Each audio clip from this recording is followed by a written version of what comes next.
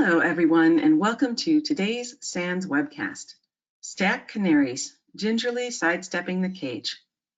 My name is Carol Auth of SANS, and I will be moderating today's webcast. Today's featured speaker is Michiel Lemmens, Red Teamer at CERT EU. If during the webcast you have any questions for our presenter, please enter them into the questions window at any time. Please note that this webcast is being recorded, and a copy of the slides and recording of this webcast will be available for viewing later today and can be found on the SANS registration page. And with that, I'd like to hand the webcast over to our presenter.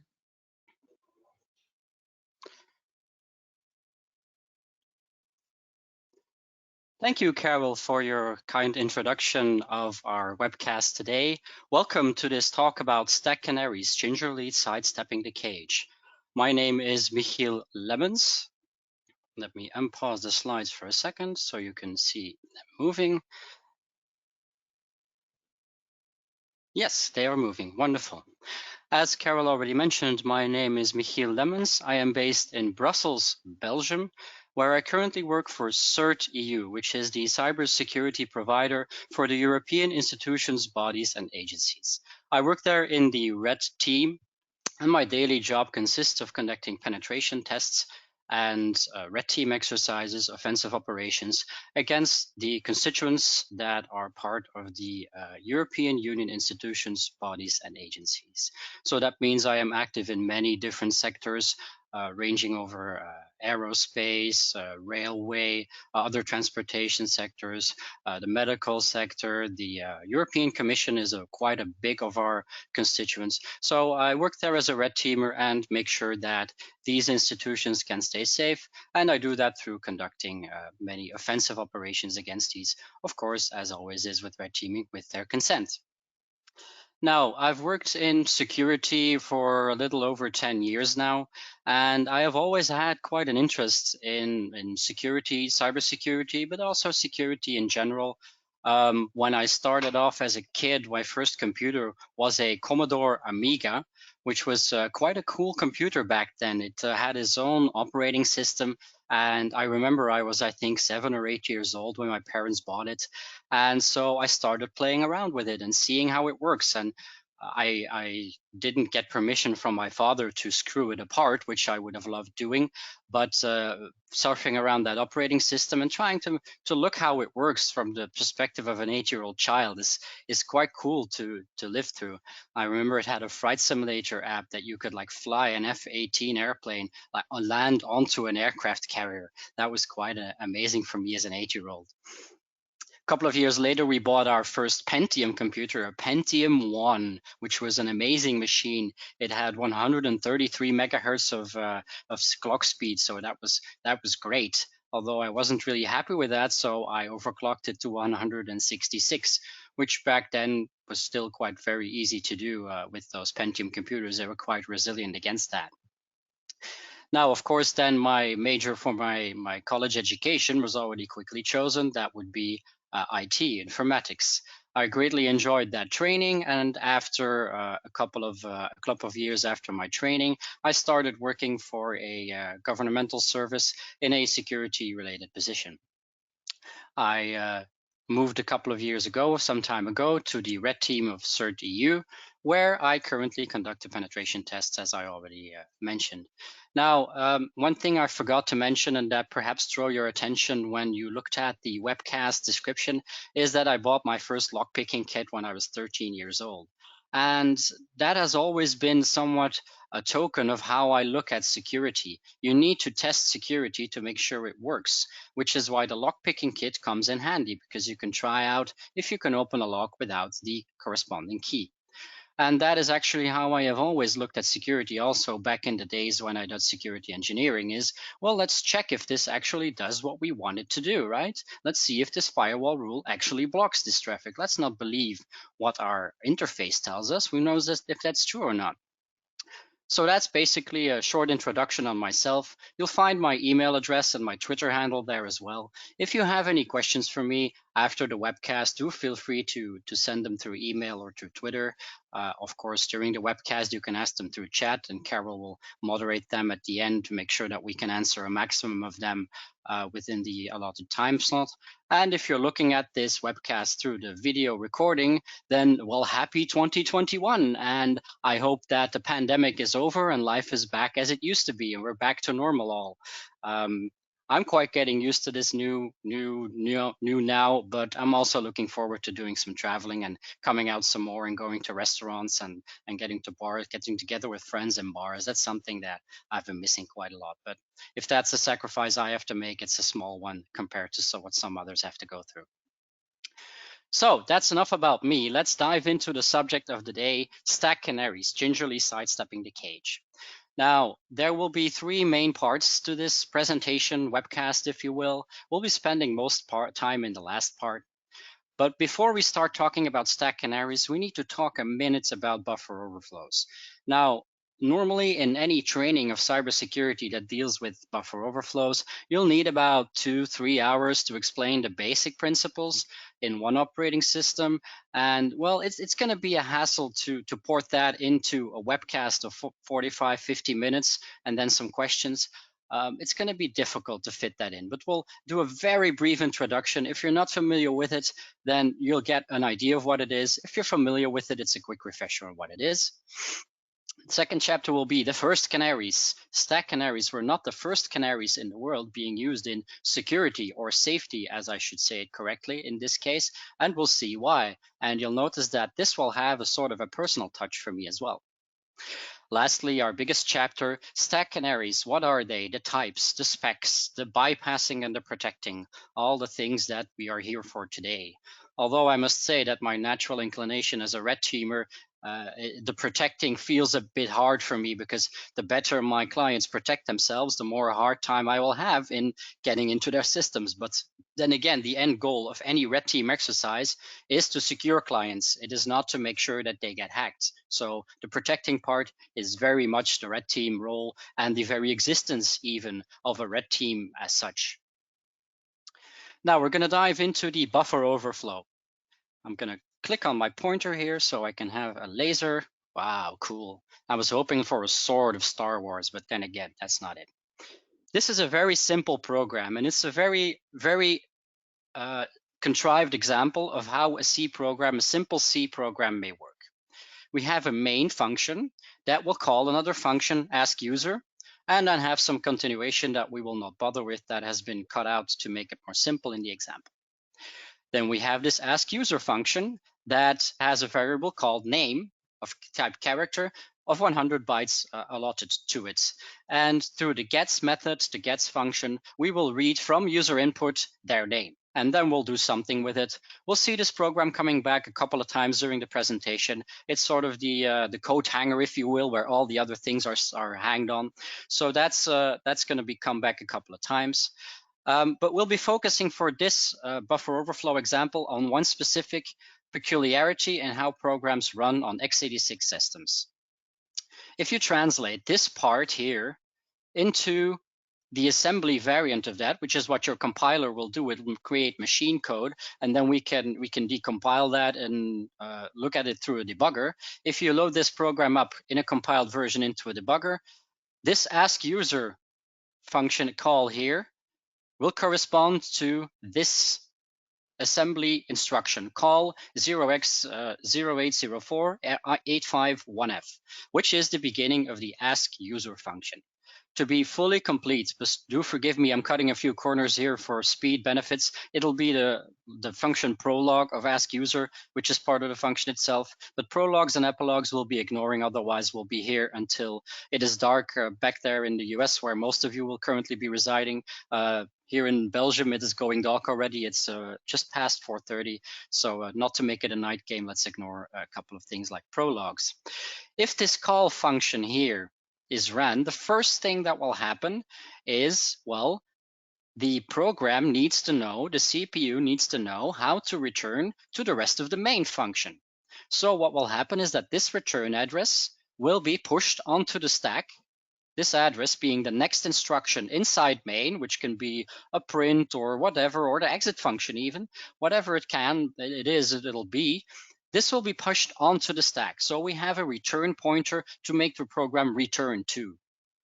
And then the execution flow will be redirected to this address, the 1F, the beginning of the ask user function, which will then lead to the execution of the ask user function.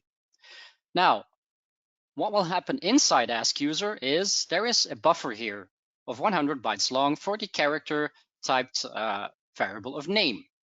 Now, this needs to have space on the stack because that's where this variable will be stored. It's local to the function, so it'll be stored on the stack. It's not big.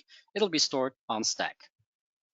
If we look at that from stack perspective, we'll have on the stack a buffer followed by a saved frame pointer, which is related to the function prolog. This means this is the setting up of the stack for the function. We'll ignore that because we won't need it for these intents and purposes. Ret, the return pointer, which we discussed earlier, which will be the next function inside main that needs to be executed, the next instruction inside main, and then the arguments to the ask user function. Now, if we put some variables on there and some names, well, this will be the buffer containing not car name, but it will contain the value read in from the user that will be stored in name. This is the saved frame pointer. I just pulled this out of a debugger when running the program that you saw on the previous slide. And the return pointer the same. This is the return pointer that the debugger gave me as the return pointer for this compiled program. Now, where does the buffer overflow fit in? Quite simply, it fits in where what happens if name is being read in by a function like gets, and gets reads more than 100 characters. Well, gets does not do bounds checking. We'll see in a second why that's an issue. Well, how concretely it's an issue, I can show you here. It'll write inside this buffer 100 A's, and the more than 100 A's will also be written to memory, overwriting important values on the stack. And we see the A's continuing here. 0x41 is the hexadecimal representation of the letter A in ASCII. So we see that the 41, 41, 41, 41, that's 4 41s if I counted correctly, will overwrite the saved frame pointer. And then we can overwrite the return pointer, for example, with 42, 42, which are B's, to indicate that we have control. So this is very briefly in a nutshell what a buffer overflow does to the stack. Do forgive me some simplifications. And also, if there are any C programmers in the crowd, forgive me if my code is not the prettiest of all. I'm not a C programmer. I learned C programming when I was learning about exploit writing. I had Java in college, but I've never had C in college. So do forgive me that if my program is not that pretty. I was never intended to be a programmer. I was rather intended to do red teaming. Now, what can cause this to happen? What can cause that you can write more characters into that buffer than the number that's the buffer size is? Well, gets, which we use in our program, has no sense of boundaries. So it doesn't know when it should stop reading in. That is because it is an unsafe function, which is deemed unsafe to use in C, and it has been replaced by other functions such as fgets, which will allow for bounds checking and which will allow you as a programmer to say, hey, limit yourself to the size of the length of that name buffer. The same goes for strcpy and vsprintf, and there is a whole list of unsafe functions which basically allow you to say, hey, I have 500 characters, and write them to that 100 character buffer. And they will gladly do it and keep on writing until they reach the end of your input, which you will end only at 500. So that is basically how we get to buffer overflow conditions in, I think, 5 minutes. Now, this is where the stack canaries come in, but I promised you we were going to look at the first canaries that were used. Allegedly the first, I mean, I'm not even sure this is the absolute first, but likely the first use of canaries was from the proverb, canaries in the coal mine. And that actually brings us to the coal mining use of canaries. Because what happened when coal miners were mining in a deep mine shaft, and in all these layers of rock, there was some dangerous gas in there. It could be asphyxiating gas or flammable gas, like it could be CO2 or CO or methane. Methane is highly explosive, so that was a dangerous gas to have come free in the mine. And not all those gases are ones that you can perceive as a human being, or you can smell, or you can taste, or you can sense it, or you can see it. So what miners used to do was put a little canary in a cage and take it with them down the mine shafts. And we can see actually here one of the elevators of a mine shaft. And this is actually a picture of the very coal mine where my grandfather used to work as a miner, as a coal miner, back in the days when he was still working. This mine was open until 1992, but he was retired way before that. And I remember him telling me about having his miner's lamp to do that detection. But before the lamp, they had the canary. Now, if we look for the similarities between the two situations, you have a potentially dangerous operation that's going on, and you take with you a token value, a canary, if you will. If that value is still intact, then you continue your work, your execution. And if that value is no longer intact, then you will stop execution, halt execution, terminate, and the miners would actually go back above ground and have the mine shaft ventilated. Well, you can see the resemblances with stack canaries because the stack canary will be quite similar to that. Let's compare it for a second. This is the old buffer without stack canaries in use that we saw in a couple of slides ago. The buffer with the 100 character long name in there, saved frame pointer, return pointer. Well, we can introduce, as shown here in orange brownish, the canary, which is a token value introduced there and which will be checked before execution will be handed to the return pointer at the end of the function. Now, if we put some labels on there, we make it very concrete. This buffer will contain the 100 character long name that was introduced by the user. Then we have a canary, ff0a0000, a saved frame pointer, and then the return pointer. Now, what will happen when we do a buffer overrun here? We do a buffer overflow. We will write our 100 characters inside that allocated buffer correctly. But since we have no bounds checking, we will continue writing and writing and writing. We write 4 A's into the canary, 4 A's into the saved frame pointer, and then we are at the holy grail where we want to be. We have our return pointer, which we can overwrite. So after 108 A's, we can write 4 B's, indicating that we have control over the return pointer. And of course, if you're writing an exploit, you would write some code here that would be executed for you, such as a system call, or you do a return to buffer in the simpler variant. So that is basically what would happen with this canary, is that it would be squashed. And well, this is no longer the same value. So we'll see during the execution flow of the program, meaning at the end of the function where this overflow happens, well, the check of the canary will happen. And if that check fails, then the program will not continue normally. We'll have a look at that in this small example. This is taken from the Ask User program that we already saw at the beginning. In a normal non-canaried way, non-canary compiled program, we would see these two functions at the end. We would have all our instructions of Ask User, and then at the end we'd have leave, which serves as a function epilogue. We'll not go into detail. And what ret will do is ret will pop the address that needs to be executed next from the stack and hand over execution there. So that's without stack canaries, and this is where we will be overwriting, where the overwriting execution beta would happen, because this would then turn control to our 4 B's that we introduced there, or whatever it is we would like to have executed there. If we look at the example with the canaries, we see that leave and ret still appearing at the bottom here. They're still there, but there's a whole bunch of things happening before them. Before that happens, we move into EAX, the canary value being the value of the on the stack that we have just overwritten. That will be XORed against the correct value for the canary, the expected value. And if that equals, then we'll make a short jump here to EA, address EA being leave ret, which will be leave the current function and return to the main function and continue the program as normal. If this check here fails, we'll move on to the next instruction, being on address E5, call stack check fail at PLT. So that will terminate the program.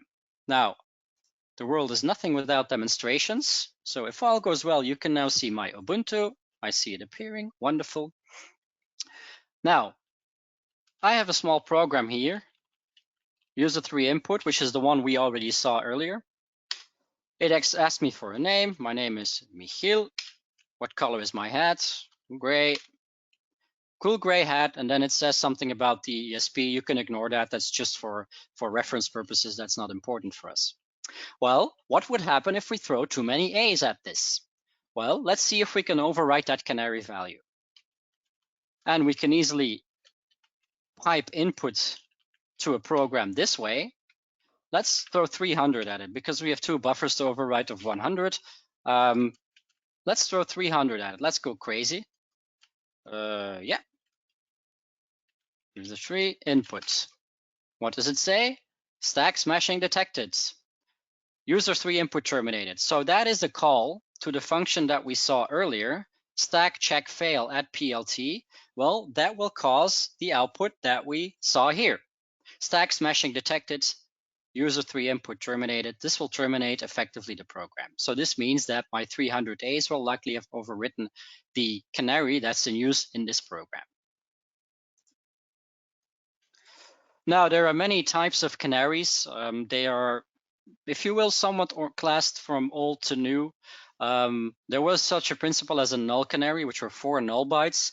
Now, the goal of that is actually quite simple. Many of the buffer overflow conditions occur with functions that have to do with string operations. Strcpy or gets, those are string operations. Now, string operations would be terminated for strcpy and gets by a null byte 00. Which means that if you introduce in your 300 A's that I just put there, you'd introduce 00, well, that would stop the copy or the gets function because they say that's the end of the string. So having 4 nulls written, well, that would be impossible this way using these functions. There are functions that would allow you, but just using these functions, it would be impossible. The same logic goes a bit for the terminator canary, which has FF0A 0000 in there. The 00s still do the terminating of the string operations. 0A is a line feed, which will also terminate many string operations. And the same goes for FF, the end of file. This will also halt many string operations because end of file would be reached. So the goal of these values was introduce something that the hacker, the attacker, cannot easily write onto the stack through the operations that generally lead to buffer overflow conditions. Now, there are ways to get by this and get over this. So better security comes from a random canary, where a random value is pushed onto the stack, any 4-byte value. Although, if you will, it's a 3-byte value. And allow me to go back to my demonstration here. User 3 inputs. Let's this as ask user, and we're going to put a breakpoint just after the gets. Let's just break there. There we are. Run. I'm going to introduce 4 A's here so we can easily find them in memory, and we hit our breakpoint. Now, let's have a look at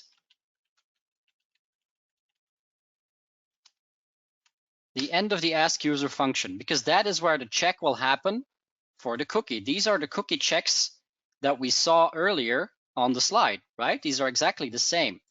We see that the cookie can be reached, the cookie on the stack, by referencing EBP minus 0xc. And we see here that this is effectively something that looks like 1 null byte and then something that's relatively random or looks relatively random. So this null byte is introduced here because, again, this is a string operation terminator. So this helps for making it harder for attackers or exploit writers to make an exploit that writes this null byte. If it would just be a random value, then if you could print it out, and we'll see in a second how that works, then you could more easily print it into that memory. If we want to look at it from another perspective, we can also look from the stack perspective. Let's print out 300 characters. We added 300 A's earlier on, and that sort of broke the machine, if you will. That made sure that the canary got overwritten. And we see our 4 A's here in memory, represented by hexadecimal 41. And let's see if we can find that same canary here, 56844300. And if you want, we can do another confirmation that this is in fact the canary. Because if we do backtrace, GDB will tell us where we currently are. We are paused at 8552 in ask user, which is where I put the breakpoint. And it will show which instruction will be executed after this ask user, which is the 8511. Now, where is my canary? Here is my canary, which I think is the canary.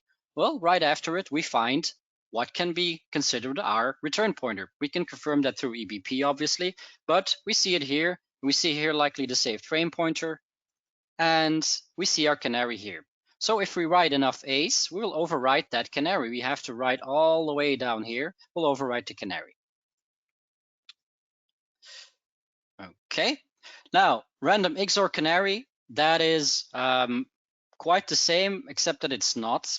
Often when random canaries are used, they are XORed against a value that is regularly changing, such as the base pointer, EBP or RBP, which makes it more difficult if you once leak out the canary to reuse it again, because it may have another value next time you run your instruction. Even if the program has not halted, this may alter the value of the canary.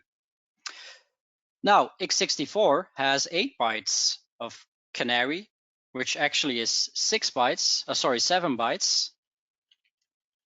User 3 input canary, exactly the same program, just has a different name, and it's compiled for 64-bit. Now this as ask user. Let's go down here and break after the gets. So we break here. Ask user. This is just a different way of putting a breakpoint. Just picking the offset of ask user. We run the program. My name is, we're going to put 4 A's because we easily find it. Always my habit of introducing my name when I am asked. Okay, we hit the breakpoints. Let's look again at ask user at the very end. We will see, we'll ignore this line. This is just because GDB couldn't fit it on one page. We see here that in AT&T syntax, Intel, so we get the same things to look at. There we are. We see that. We see the cookie at RBP minus 0x8 being moved into RAX for the check. So GX for the 8-bit width, $RBP minus 8. And that gives us a cookie-like value. Now, we can also check that again through stack, and we can find the same value. But so this is our cookie value in 64 bits. Well, let's do that for fun and giggles. X-40X, that should be enough. $RSP. We have our 41s here, our A's, 4 A's. Remember, this is only 4 bytes. It's 8 byte wide. And then we have that canary value that we think we identified here, which is the same as that one. And if then all goes well, then about here somewhere, we should find our return pointer. Let's have a look. Yeah, that's the return pointer. So that's the return pointer, saved frame pointer, and the canary that is lining up right at it. So that's how it looks like in 64-bit. It has more entropy. We'll see that in a second. Now, custom canaries. There are some custom implementations of canaries or comparable mechanisms.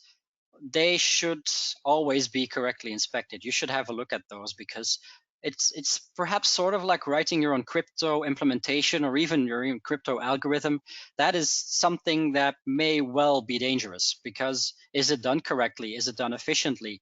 Rather than that, perhaps it's better to use known libraries and known options in Visual Studio and in GCC and other compilers that will use correct canaries that are checked through community research, etc. Because it kind of makes me think of that PEP randomization thing before Windows 10, where you had like 16 possible addresses for the PEP to be located at, but Symantec proved that you can have a 1 in 4 chance of guessing the right address on the first try. So that's quite a lot for exploit writing. Well, canaries, if they don't have enough entropy, it could be dangerous. Where is this random coming from, and where is this implementation coming from? Okay, so some specs on stack canaries. If you're compiling using GCC, you may have known the time where StackGuard was being used, which introduced the terminated canary, as we saw earlier already, the 000A and FF being in there. Then we had Stack Smashing Protector, which is the next version of Propolis, if you will. It was preceded by it, and it uses a random canary, except if dev_urandom for some or other reason is not available to generate that random canary, then it will use a terminator canary, which can be interesting, which means that a programmer that is using a compiler on a system and compiles this program, it's going to run it on another system, and that other system may, for some or other reason, have issues with urandom. Well, you may end up having a terminator canary instead. So that's interesting to keep in mind. Now, canaries are generated at the start of a thread, and fork will create a complete copy of the process, meaning it will copy the canary as well, which can be interesting. If a web server forks for new requests, for example, then you may well be able to use a canary that you guessed through one request and use it in the other one.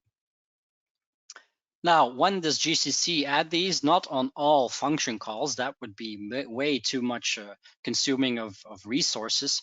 So it does it when it sees, for example, such a thing as allocate, which is allocating memory on stack, or if it sees buffers larger than 8 bytes. There are some conditions under which GCC will add them and will not add them. You used to be able to add it using -f stack protector. That's generally only used now with the -f no stack protector if you want to compile it without, because by default it will be compiled with stack protector. And the -f stack protector all will introduce stack canaries in all functions. Beware, although that is something you don't necessarily want to be doing, because if you're programming in C or C++, chances are that you are already quite keen on performance, and perhaps you don't want to make your program slower by quite a lot of bits by adding stack protection to even the smallest function that just adds to integers that you provided, or that just does a simple operation that is in no way related to buffers that are vulnerable to buffer overflow.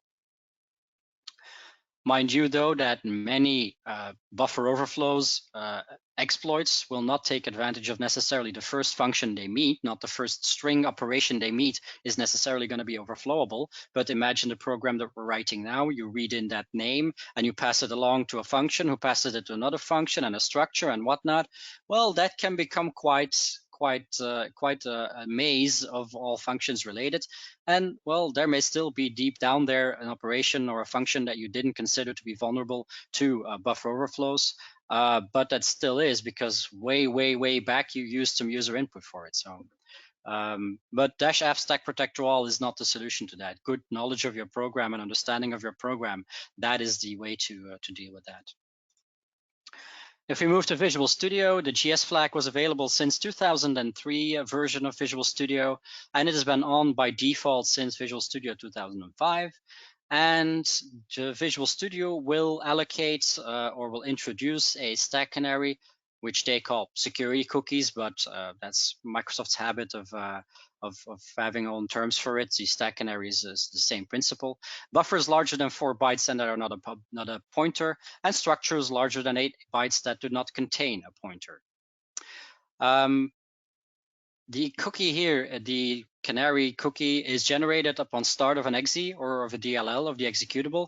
And when it is used, it is nowadays XORed or XORed against RBP or EBP, depending on the architecture.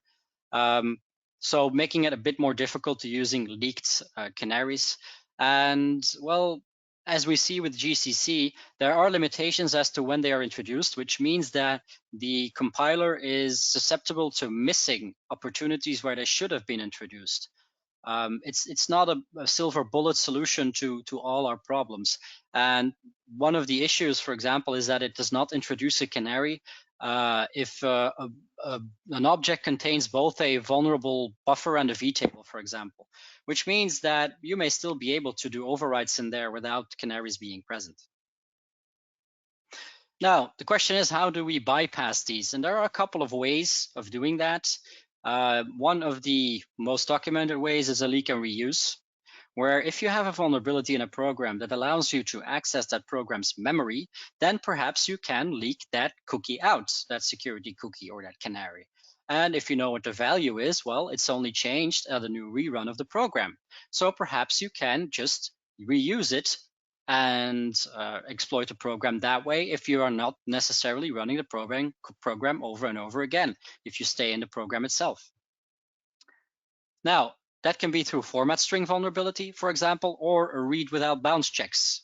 So that can lead to situations where you have access to it. Let's now try that out for a second. And format string vulnerabilities are a very cool vulnerability. We can do multiple talks about those alone. But in short,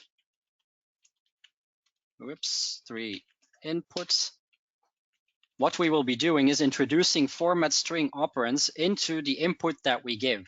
And because I prepared this presentation, I know that I need to introduce the offset 55. And if we then print out the pointer, that will exactly be the cookie value. If you want, we can also use the 3 inputs. This as ask user. I always forget where I have to put my breakpoint. Copy break on that address. Let's run the program. Michiel %55 $P for print pointer. We hit our breakpoints, and let's now check what the cookie value $EBP minus 0xc should be 4464 BE. Well, let's continue the program until we get the output. Color is my hat. Well, we see here that the cookie value is indeed 4464 BE00. So we can use format string vulnerabilities to dump out that cookie and then reuse it in input. Now, let's move that over to 64 bits. We still have breakpoints, I think. We have it at the ask user 62. That's perfectly fine. Let's do the same here. Run, start from the beginning. Tell me your name. Now, because of the change to 64 bits, the offset is different here. There we go. We hit the breakpoint before the print. X dot giant X $RBP minus 0x8. Oh, 8, I think. Well, 0x8 or 8 will not make a difference. So this is supposed to be the cookie that we get. Let's continue the program, and we see that that is indeed the cookie that's printed out. So through format string vulnerabilities, we've just leaked out the cookie. Now, let's try that again. Let's move over back to the 32 bits. Whoops. Quits. Yes. Inputs. Michiel $55 X, which prints hexadecimal. That's perfectly fine. This one is not vulnerable to it. So you see it just prints out as a string. If I run it again, $55 X, you'll see that it has changed because we ran the program again. Now, there are many programs that don't have this intricacy. User tree loop kind of sounds like it's going to loop, right? Well, it has the same functionality, gray hats, and it has a menu. Many programs work like this, are sort of small interactive programs. Of course, this example is contrived, but you get the picture, right? I can print out the cookie. My hat is still gray. Whoops. And if I print out the cookie again, we see that it is still the same value because the program wasn't terminated. Now, this is how web servers, for example, work, or any service listening, C program listening on a port will not kill the process every time a connection is closed. So, well, this can get really interesting, right? So that's the leak and reuse. We dump it out through a format string vulnerability or a read that doesn't do bounce checking, and we get the cookie through that way. Another option is brute forcing it. Now that can be challenging, but it can still be okay. 32-bit 32-bit processors will have 2 to the 24th different possible security cookies. Why 24? Well, there is 1 byte that is already taken by the null bytes, so we need to deduce 8 bits from it. Subtract 8 bits from it, so 32 minus 8 is 24. So we have 16 million possible canaries there.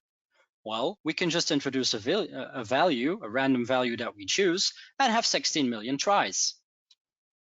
May well be possible if you're running a local privilege escalation exploit, or you are running a program over net where you're communicating with a server that's supposed to deal with many, many requests. Perhaps you can easily do this in a reasonable amount of time. Becomes more difficult though with 64 bits because, well, there's still 1 byte being used for the null byte, so we need to subtract 8 bit from the 64 bit that we have as entropy. So there are 7.2 times 10 to the 16 power possibilities. That may be a bit much to start brute forcing just yet. However, there may be a way to do this byte by byte. Now, bear with me for a second. This is becoming interesting. Say that you have a buffer overflow vulnerability and you have a canary there and it is 00 and then 3 bytes. Well, what will happen if you overwrite that 00 with a vulnerable function that can write null bytes, such as receive, RECV? Well, then you can write that null bytes. Well, you don't know the first byte of the canary, but if this is like a web server or something, the process will not restart. It will not crash either if you do some things here that are not supposed to happen. So you may be able to start guessing this 01, 0001, 0002. And each time you will get a notification on the web server end saying this is a stack smashing detected. Well, at a certain point, you will arrive at a value that will be correct, and then you will not get that notification. So perhaps you can start guessing it byte by byte that way. In the worst of cases, this will take you 16 million guesses in case your guess is the last one, the very last one being tried. But I'm sure I remember a computer science class where one of the professors told me that there is such a thing as a big O notation, and that this will be much more likely to yield results in an average case earlier than 16 million. But on the other hand, what we can also do, let's go back to our demo here, or let's quit this. We can perhaps brute force it locally by, is this legible? I hope it is, yeah. Printing 20 A's into the buffer, printing 1 A into the canary, the location where there should become a 00 at the end of the day, but we'll deal with that 00 in a second. Let's ignore it for a second. And the 3 most significant bytes, we just take a randomly chosen value that I just took from one of the canaries I saw earlier. Then we need to add some padding to arrive at the overwrite of the instruction pointer, which here is a simple system call, I think, with introducing the exit function afterwards. And this is an address of a string that's in the program. This is a hugely contrived example, but this can exist in real life. There have been exploits like this in real life in huge programs that have unexpected strings in there and system calls all over the place, where you can simply take the addresses from memory and take them over. This is not running ASLR, by the way. If I had to add ASLR, then we'll be here until 2025, I think, to explain all this in detail. And my voice will run out before. Now, we add that to overwrite the instruction pointer with this system call. This is a ret to system then. And, well, we still have that 1A that's at the beginning of it, which is 41, which we want to be 00. Well, thankfully, there is a second buffer in this program that asks the color of our hat.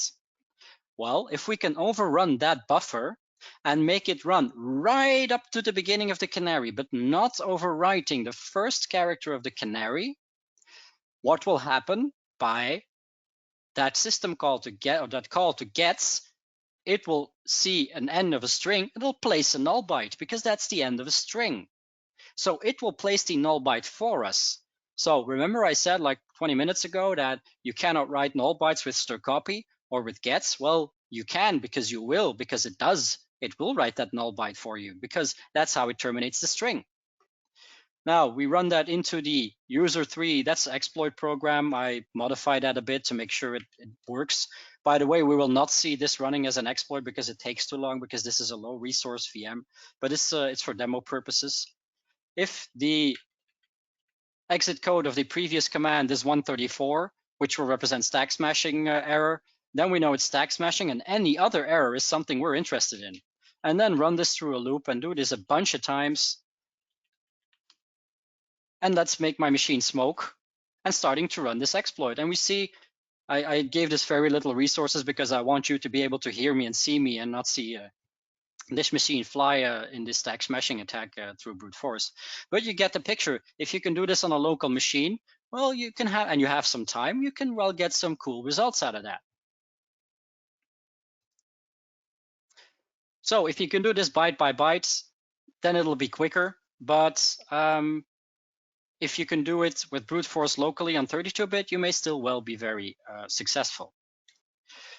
Now, how do we protect against this? Well, there is no silver bullet against canary bypass. There just isn't.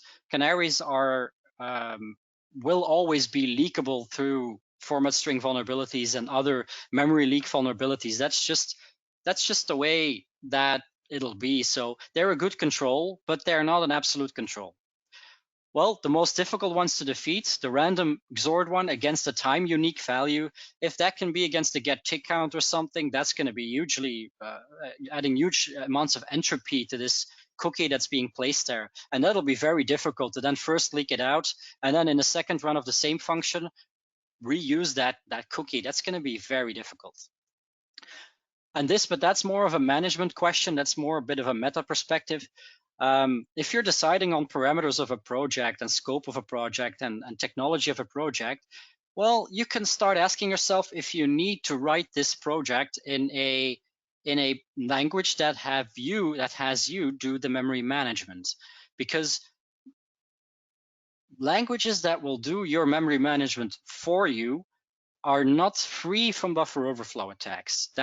They're not absolutely free. They can still have vulnerabilities in there that can have buffer overflow attacks, but it's going to be much more difficult to have those conditions met. Whereas if you're doing memory management and you start implementing things yourself, it's very easy to get lost in this maze of memory management. And if you do it correctly, it should be fine, but the should is very important in that matter.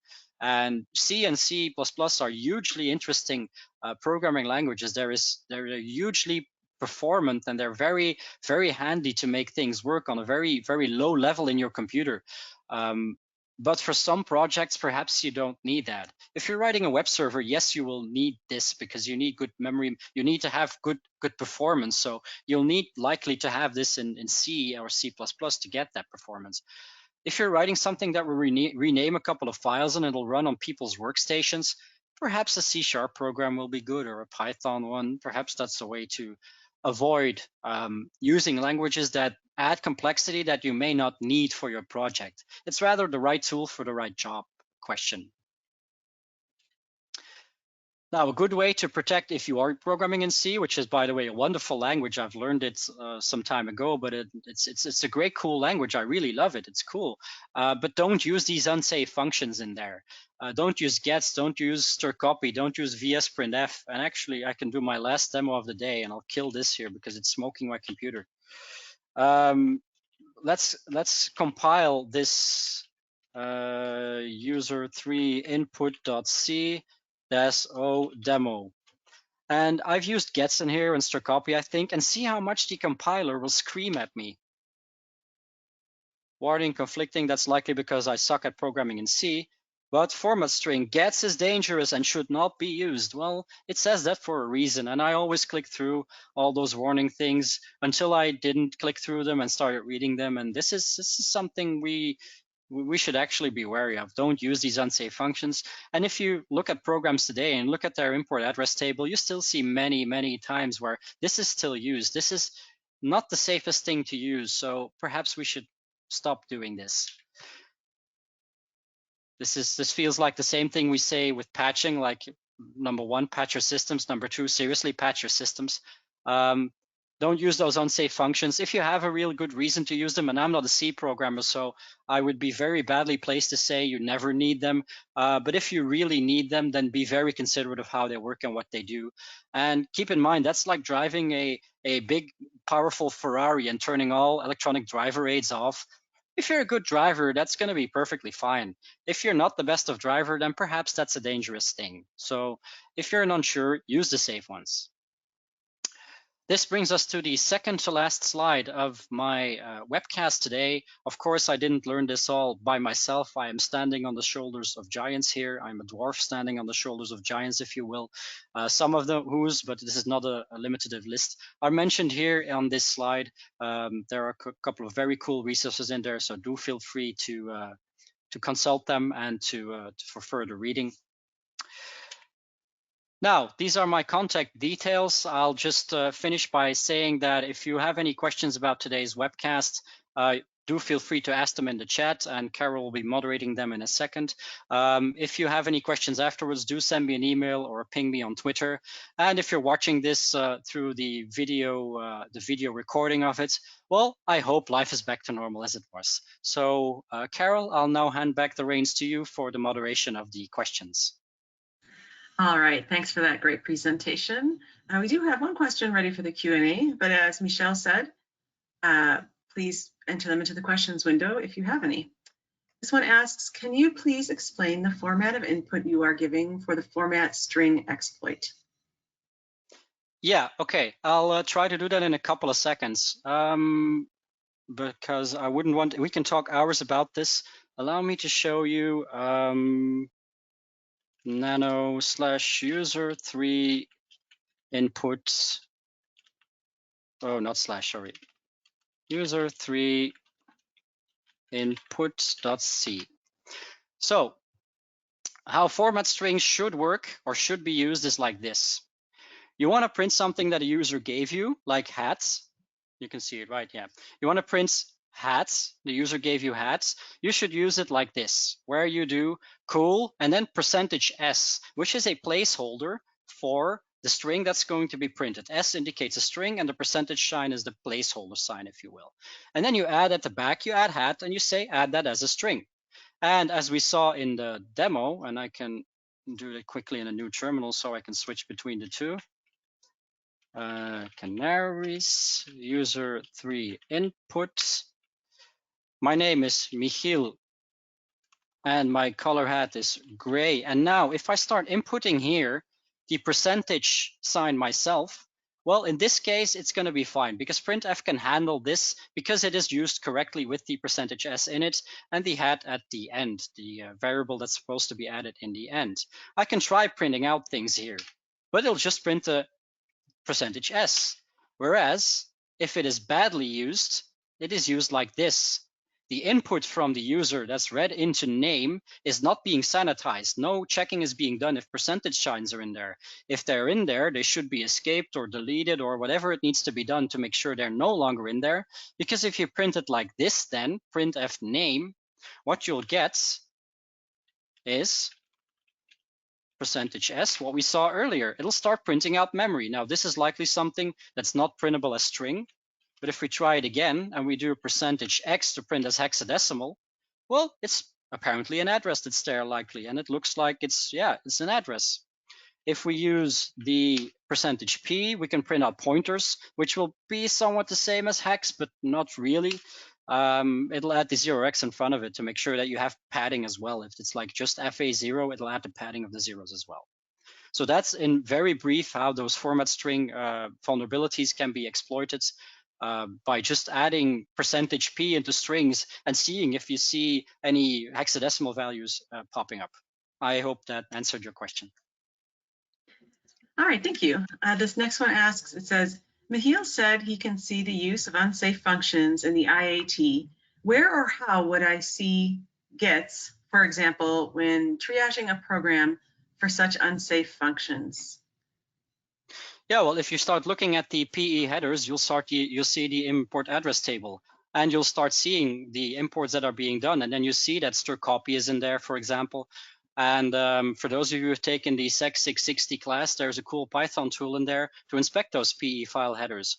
And then you'll see there in the import address table that it'll make use of strcpy, which is an unsafe function for buffer overflow. It doesn't mean necessarily that it'll cause an exploitable condition. That's something else. It may still be that it's not that unsafe, but in a buffer overflow, you need such an unsafe function to start writing in pieces of memory where you're not supposed to be. And you'll see that in the import address table in the PE file header.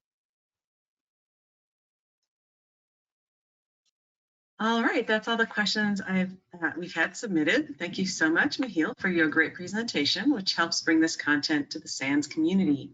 To our audience, we greatly appreciate you listening in. For our schedule of all upcoming and archived SANS webcasts, including this one, please visit sans.org/webcasts.